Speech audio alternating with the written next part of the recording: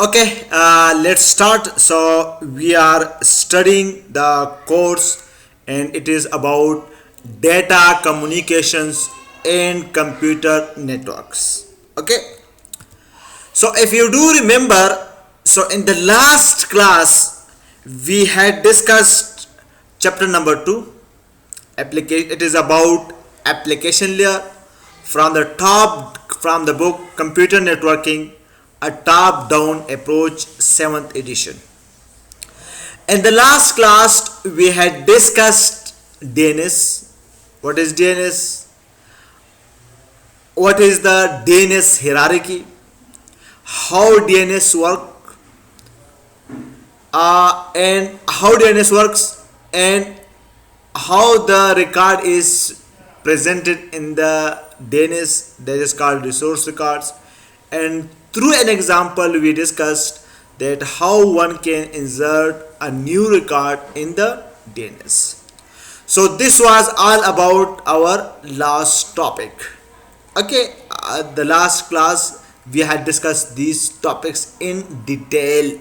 Okay, so today we are going to continue chapter number 2, and this chapter is again about application layer protocols.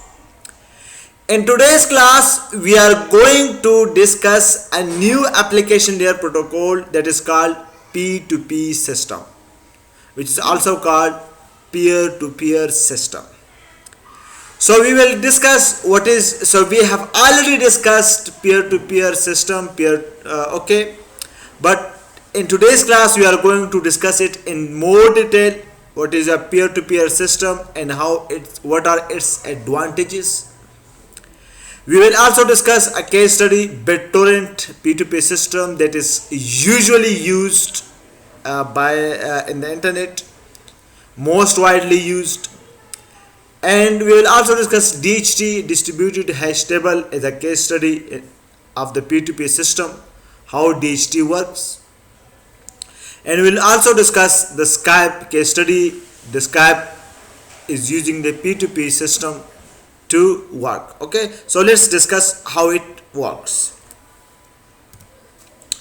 So we are continuing the chapter number 2, application layer, and this application layer protocol, in this chapter we are covering from the Computer Networking, a top down approach, 7th edition book.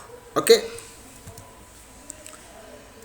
so we are discussing these topics. So basically you know that when two internet application, they are interacting with each other, so their interaction, okay, they can be classified into three types of architecture. That is, the interaction between two applications, it can be either of these three. One is called client server architecture, one is called peer-to-peer architecture, and one is called hybrid of client server and P2P. So we have already discussed it but now we are going just an overview, because we are going to discuss peer-to-peer applications. So in the client server architecture, we have a server and the user, they access the server. Okay, the server is providing services. The services can be like, for example, file sharing. Okay, so like for example, if this user, it wants to share a file, so this user will have to upload that file on the server. If a user, for example, she wants to access the file, so she has to access the server and look it in the directory that whether the file is present in the server. If it is present, then she can download it. So this is called client server model. that all the users they have to access the server in order to access the file. So this is called client server architecture. Okay, this user cannot download the movie from the user directly, but it always have to access through server. And we know that the server, it is always on. Always on means that it is always running 24/7. Okay, because the user can access anytime the server, so the server is always on. And the server has a permanent IP address, a fixed IP address. For example, YouTube, it has a fixed name. Its name doesn't change. Okay. So, and the clients, they communicate with the server. If they want to access the file or they want to upload a file, they want to share a file, so they have to store it in the server. And the client, they may have intermittent connectivity. Sometimes if they want to access the server, so they get online, otherwise they get offline, they switch off. And they can access the server from anywhere, for example from home, from office, from subway, etc. So therefore the client's IP address is dynamic. If she is accessing the server through its home, so she is using home IP address. If she is accessing the server through its university, so she is accessing the server through university IP address. So its IP address, the client IP address, can be dynamic.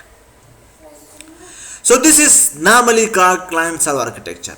Now discuss what are its disadvantages. So the first disadvantages that come into mind, that is the load. That all the users, they are accessing the server, so there will be load on the server. Okay, so for this purpose we may use multiple machines. We may have a server farm. Server farm means we may have different servers. For example, 4 servers, but those 4 servers, they appear as a single server. 4 machines. Okay, this is one way. Another disadvantage is single point failure. If this server is failed, then no one can access the file. This is the disadvantage. Single point failure or single point of failure. If this server is failed, then no one can access the file. No one can upload the file. So this is another disadvantage. Okay. So in the HTTP we studied a replica. But all the replica, they are using the same name. Okay. So therefore, there is another problem which is called censorship. Do you know censorship? For example, this server is YouTube server. And YouTube server, they use the YouTube name. And they use the YouTube IP addresses. And these IP addresses are permanent. Okay, they are fixed. So if this YouTube, it has a video, a file, audio file, a file, and that is about against Pakistan army, against the Pakistan government. So the Pakistan government can block it. Why? Because all the traffic from Pakistan, it goes through Karachi gateway, suppose. So in the Karachi gateway, the government of Pakistan can impose censorship, can block the YouTube name or the permanent IP addresses of YouTube. They can block it. So no one from Pakistan, they can access the YouTube. This is called censorship. Okay. So this is a big problem. And I discuss it through file sharing.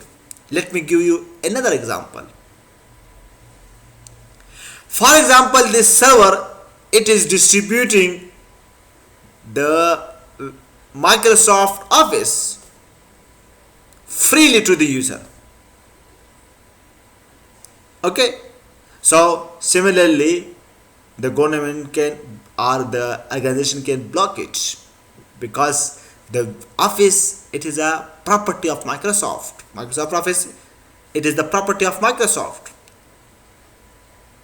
So if one want to use Microsoft Office, they should buy it. But this server is providing it free of cost. So this is intellectual property right problem. And you know that this server is owned by YouTube. YouTube is a company, multinational company. So Microsoft can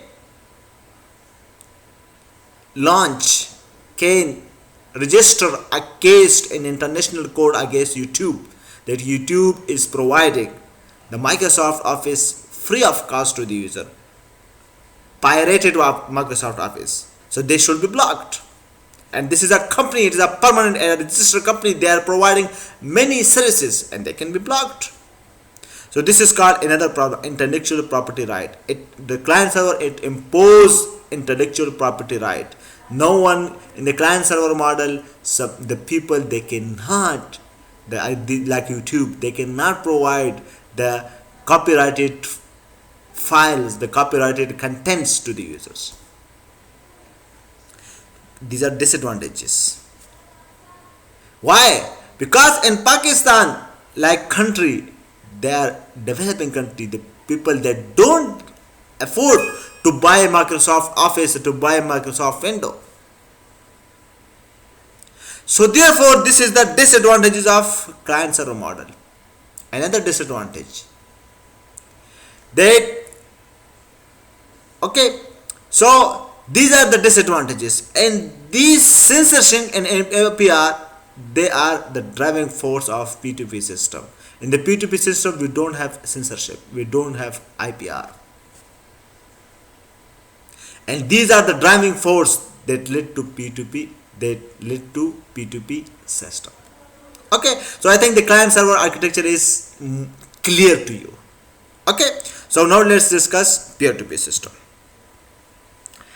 In peer-to-peer system, it is called pure P2P architecture. There is no always on server. There is no always answer. The users, the client, they connect with each other themselves. And each client can share its file with others, and each client can access the files from others. Okay, so they are arbitrary end systems. They are the users, the clients, the PC machine, the desktop, the users that are accessing, that are using the internet. They are not permanent server like YouTube, etc. And these peers, they intermittently connect and they can change IP addresses. For example, sometimes they are accessing the internet from home, so they are using their home IP address. Sometimes they are accessing from home through Zone, so they are using the Zone IP address, and so on and so on. So what are its advantages? This first advantage is no single point of failure. If this user is accessing a file, so she can access from this machine, from this machine, from this. If one machine is off, for example, this machine is off, so she can access from other machines. So there is no single point of failure. Difficult censoring. Why? Because these are the users, and there are many users in the internet. So who can you block? And which IP address you can block? They don't have name, permanent name. They don't have permanent name. They are not big companies like YouTube who can be for example, against whom you can register a case in the international court. So it is very difficult to do censorship,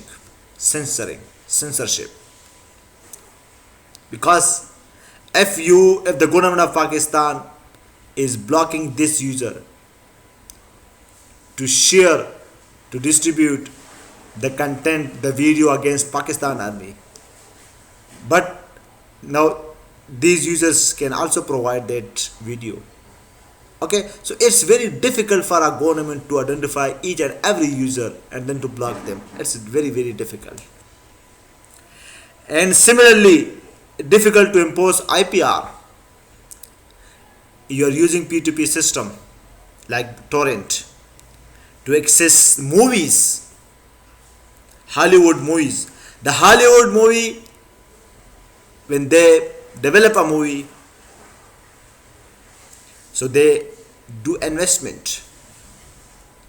They basically, for example, they invest billions of dollars. Now the movie is ready, then the people watch it. So when the people watch it in the cinema, so they pay. So through this pay, the Hollywood industry, they are generating their revenues. Okay, so if one person is watching a movie in the cinema and it records the movie, and then they can share it through P2P system with all the peoples free of cost. So free of cost without the consent of the Hollywood movie industry. So they are against IPR, intellectual property right, because this is the property right of Hollywood movie industry, and the people, they are accessing it free of cost. So it is difficult to impose IPR. Why? Because these are the users. How many users you can block? They are different peoples. Okay, so it is very difficult to impose IPR, and these censoring and IPR, they are the driving force. It is estimated that about when P2P system was introduced, so basically it was used to share the IPR content free of cost, pirated software and movies and songs. Basically it was used for distributing the movies and songs free of cost, and it was estimated that about 60 to 80% traffic was P2P system. So you can see that the P2P system is one of the driving factor that increase the use of internet. Okay, so that's why the P2P system is introduced, and now it is used a lot. The many people, they are using in the internet. So you can see that about 60% of the P2P is the P2P traffic over the internet. So how many people they are using it? What is its usage? It's 60% usage. It's a big number, a big ratio. Now what is the disadvantage? The disadvantage is scalability. Difficult to manage because there are many peoples, and the people, they are distributed. So how to manage them? So it is difficult. So how to manage them? For this purpose, different P2P architecture has arrived. We will discuss them. Okay. So again, I think the motivation of P2P system, the P2P networking, is clear. Okay. So it is basically developed to avoid censoring, because many government, they censor the news, the videos. For example, the Pakistani government will block all those sites which are against the Pakistan. Similarly, it is used to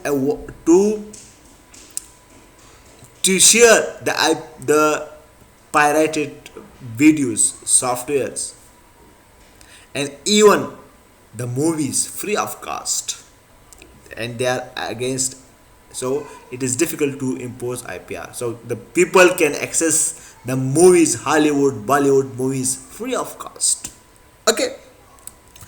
So another, we have hybrid client server architecture. We will discuss it later on. We have already discussed it. Okay. So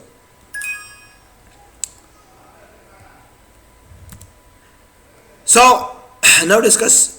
This is the peer-to-peer architecture we have discussed. Okay. Now the peer-to-peer system that we have discussed, we will discuss them from three aspects: file distribution, searching, of information in a case study of Skype. Okay, so first of all, let me discuss how the peer-to-peer system is efficient than the client-server system for file distribution. So we are going to discuss through a quantitative, through a numerical example,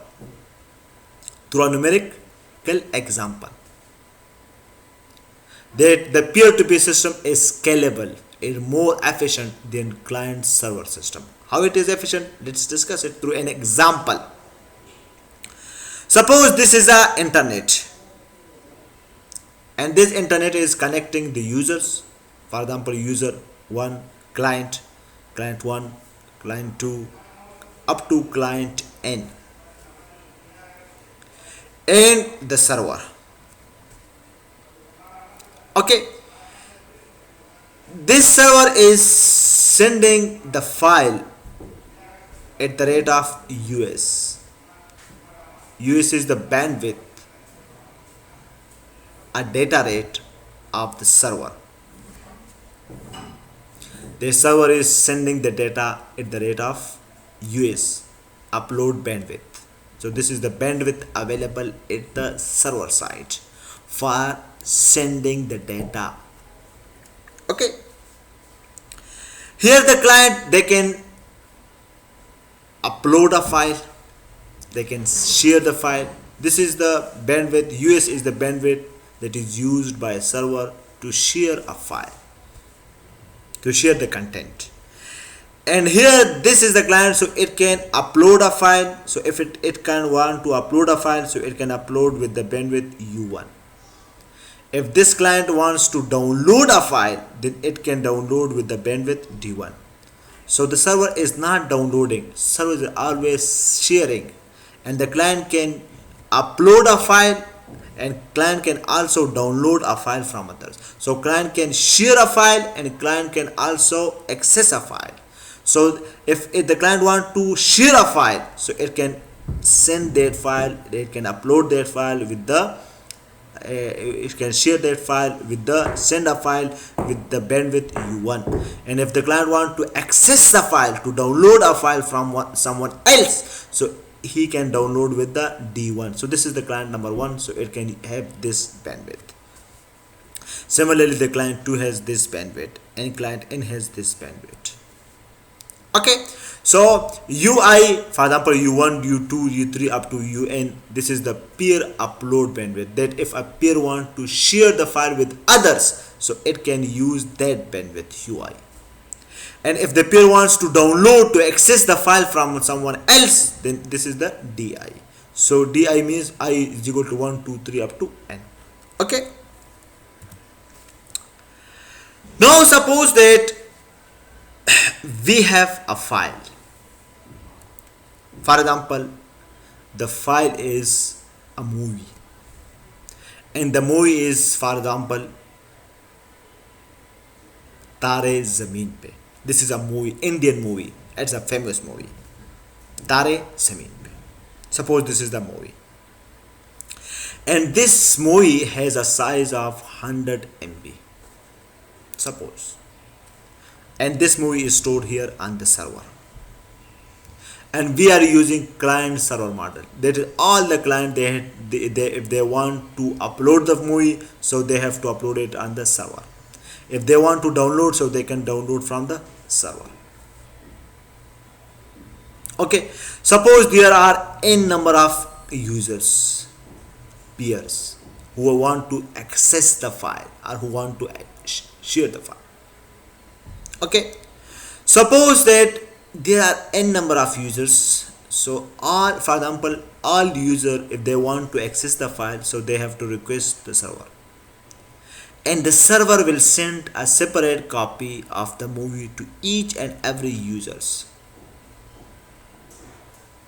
Okay, so all the clients requests, they arrive at this server, and this server is sending the data to all the servers. So this bandwidth is shared among all the users.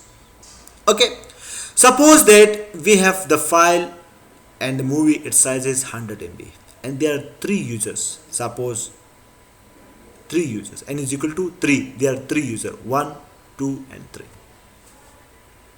Suppose the client 1, its downloading bandwidth from the internet is 5 MB. Its downloading bandwidth this from here access network is 20 MB, and this user bandwidth, it is about, suppose, 2 MB. Okay, so you can see that when these users they access the file, for example this U1 user, it wants to access the file, so the file can be downloaded over this link, and this from this link to this link through this internet. And suppose this internet bandwidth is abundant, it is large bandwidth that it can support any request. It is a large bandwidth.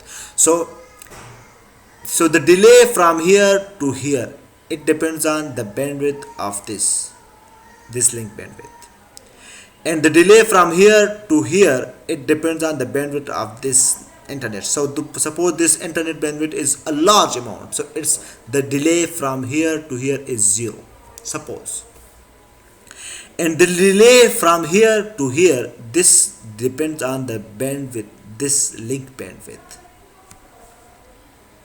Okay, now suppose that there are 3 users, so each user have the bandwidth this, and suppose the bandwidth, the U is this bandwidth is 30 MB. How much? 30 MB. Now if using these values, if 3 user 1, 2 and 3 they request to the file, so the server will send 3 files, 3 copies of the file, so it means that the server is sending how much data? It is about in 10 seconds. How? Let me explain it. So it depends on NF. So N is equal to 3. Why? Because there are 3 users, and the file size is 100 MB. So each user is accessing 1 file. So 3 user accessing 3 times file, 3 copies of file. So 3 into 100, it is equal to 300. So NF is becoming 300. So it means that this server is sending 3 copies of the file. So it means that it is sending 300 MB files, 300 data.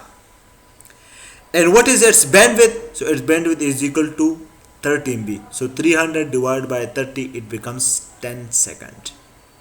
So the delay that to send the file from here to here, it takes 10 seconds. And now this file will be going to this user, to this user and to this user. And we have assumed that the delay from here to here is 0. From here to here it's 0. From here to here it's 0. Why? Because we have assumed that this network bandwidth is abundant, large amount.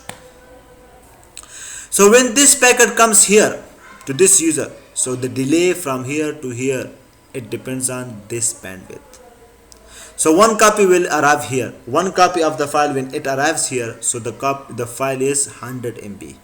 The file is 100 MB. So how much time it will take? How much time it will take? Because the bandwidth is 5 MB. The bandwidth is 5 MB. Okay. So the bandwidth is 5 MB, this D1 is 5 MB, and the file size is 100 MB, because 1 copy of the file will arrive here, 1 copy will here, 1 copy will here. So 1 copy of file is 100 MB. When it arrives here, so how much time it will take? It depends on this bandwidth. This bandwidth is 5 MB. So 100 by 5, it becomes 20 seconds. So 20 seconds will it take. 10 seconds plus 20. So after 30 seconds, this user will get the copy of file. When file is arrived here, 1 copy is arrived here, 2nd copy is arrived here. So it will take how much time? It depends on this bandwidth. This bandwidth is 2 MB, 20 MB. So here the file is 100 MB. 100 MB file is arrived, and it will send on using this bandwidth, and this bandwidth is 20 MB. So 100 by 20, it becomes 5 seconds. So 10 second is taken from here to here, and 5 second is taken from here to here. So this second client, it receives the file, the second copy of the file, in 15 seconds. Why? 10 plus 5 seconds, 15 seconds. And this third user, it will receive the third copy of the file. And how much time it will take? It takes depends upon this bandwidth. So the file is 100 MB, and here it will be received by the link DN. It is a 2 MB. So 100 by 2, it is 50 MB. It is how much? 50. So it will take 50 seconds. So 10 second here, and 0 second here, and 10 and 50 second here. So it will take 60 seconds. Okay. So now what does it mean? It means that the downloading time, DCS, suppose this is the time that the file is given to each and every user. So each and every user. So this depends upon that which user will get the longest delay. So in this example, you said that this user gets the file in how much time? 10 second and 30 second. And this user is getting in 15 seconds, because 10 second here and here 5 second. Why? Because this bandwidth is greater, 20 MB. So it is getting in 15 seconds, and this user is getting in 60 seconds. Why? 10 second here and here how much time?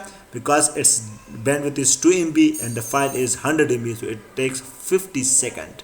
So 50 plus 6, 60. So it's 60 seconds. So among them, the longest one is this one. So this is the time that the file is downloaded by each and every peer. Okay. And similarly here it also so minimum of this one. So minimum of the file downloaded by bandwidth. So among this, the peers, F by minimum of bandwidth. So minimum of the bandwidth among these three users, it was how much? It was 2 MB. It was DN, because D1, D2 and DN. So D1 is 5 MB, D2 is 20 MB, and DN is 2 MB. So DN is the minimum. Okay, and that time, that the longest time that a peer takes, so this is the minimum bandwidth. So this time is 60 seconds, because file time, it is 10 second here and 50 second here, so it takes 60 seconds.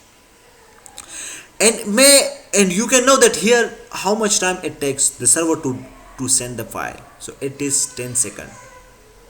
So if this bandwidth is greater, is less, for example here delay is greater, okay, so it can also depend on this delay as well.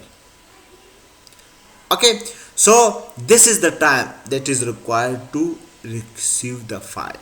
Okay, so normally the users, they are greater. Here we take the example 3 users. So if there are 3 users and all of them, they want to access the single file, so the server will send 3 copies. But if the server is sending 3 copies, then how much time it takes? And if I say it takes 10 seconds. But if there are, for example, 100 users, there are 100 users. If there are 100 users and they want to access the file, so 100 into F. 100 into F, it will becomes 100 into 100, it will become 10,000. 10,000 divided by 30. So it will becomes how much delay? So you can do it. So it will becomes less than, so 1000 by 3, it becomes 333. 333 seconds it will take. 333. So very large amount delay. So it means that this delay will be, if there are more peers, so here there will be load on this link. So this delay will be larger. This delay will increase linearly. Okay. So if now we assume the P2P system, if you now assume the P2P system and how much time it will take, so we will discuss it in the next video. Okay.